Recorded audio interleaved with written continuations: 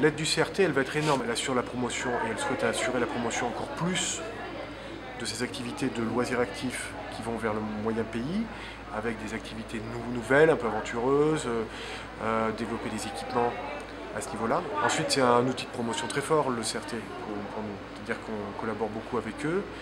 Et on a la chance d'avoir de nouveaux produits touristiques qui correspondent à des nouvelles thématiques qu'on ne travaillait pas spécialement avant. C'est-à-dire qu'on a un patrimoine naturel qui est très important. On a des gorges du Loup, avec une rivière qui passe au milieu, des falaises, un site d'escalade. Et on a la possibilité, à partir de cette année, de l'exploiter. C'est-à-dire qu'on met en place et on va commercialiser une randonnée verticale, qui est en fait un accompagnement de groupe avec une activité de randonnée, d'une part, de découverte, on découvre un magnifique point de vue sur les gorges du Loup, mais ensuite d'un petit sport extrême qui est le rappel, c'est-à-dire que les gens peuvent en groupe faire du rappel le long des falaises, faire du cheminement, faire de la désescalade.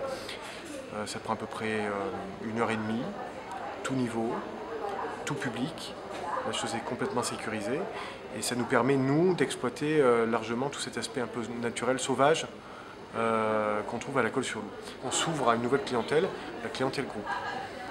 Et ça nous permet, disons, de mettre en place des partenariats avec une structure qui s'appelle Destination Nature, qui fournit des guides et des accompagnateurs, et un hébergeur, le Bel-en-Bras, anciennement VVF, qui permet aussi d'avoir plus de 1000 lits, donc d'être un réservoir à touristes.